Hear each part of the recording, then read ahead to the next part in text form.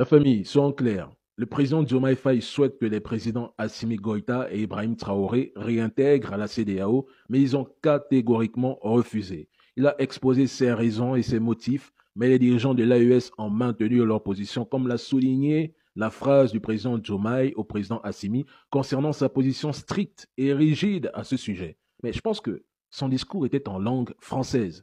Je vous rappelle que leur entretien s'est déroulé à huis clos. Et à la sortie de cette réunion, le président Diomaye a fait ce qu'on appelle un bref récapitulatif des discussions. Donc, nous analysons. Bon, ceux qui me demandent, Dani, est-ce que tu étais là-bas? Qu'est-ce que tu en sais? Mais je vous conseille de faire preuve d'analyse et d'observation. Ça vous sera très utile à l'avenir. Concernant le Niger, je réitère, ce serait une énorme perte de temps de prôner un retour au sein d'une institution qui était prête à engager une guerre fratricide, un conflit, même à plonger le Sahel dans le chaos. Et de toute façon, le Premier ministre nigérien a demandé à la CEDEAO de rejoindre l'AES sans attendre la visite officielle du président Diomaye. Et nous le voyons tous, le Niger a pris les devants, il n'y aura aucun retour possible. Bon, semble-t-il, quelques pays membres de la CEDEAO pourraient rejoindre l'AES. Ils ont peut-être exprimé leur volonté d'adhésion de manière officieuse. C'est un peu comme dans les BRICS. On ne sait pas exactement qui veut y adhérer en Afrique, mais soyez sûr d'une chose, il y en a plein. La famille, l'AES ne retournera pas dans la CEDEAO. Ils n'ont pas besoin de ce laboratoire français.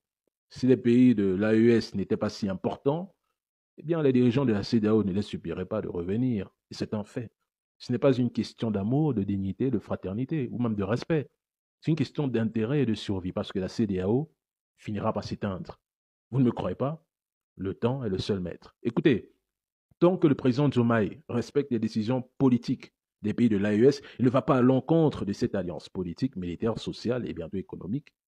Il n'y a aucune raison pour que le président sénégalais s'éloigne de ses frères dirigeants africains.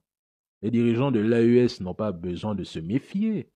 La relation bilatérale continuera, mais chacun connaît sa place. Diomaye Faye n'a agressé personne. Il n'a déclaré la guerre à personne comme l'a fait le président Patrice Talon. S'il respecte l'AES, ce respect sera réciproque.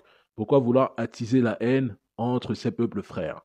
Un Sénégalais qui a soutenu Ousmane Sonko et qui s'est battu contre le pouvoir de Macky Sall, qui connaît les enjeux géopolitiques et géostratégiques de son pays, je suis désolé, mais il ne peut pas critiquer, invectiver ou cracher sur les dirigeants de l'AES. C'est un peu logique. Bon, ceux qui le font, on sait déjà dans quelle case on peut les mettre. Mais, je répète, un Sénégalais conscient des enjeux ne peut pas critiquer l'AES. Au contraire, il va même les féliciter. Parce qu'il s'agit de souveraineté, de liberté et d'indépendance. C'est un processus de décolonisation qui a été mis en marche. Pourquoi donc les combattre? Posez-vous les bonnes questions.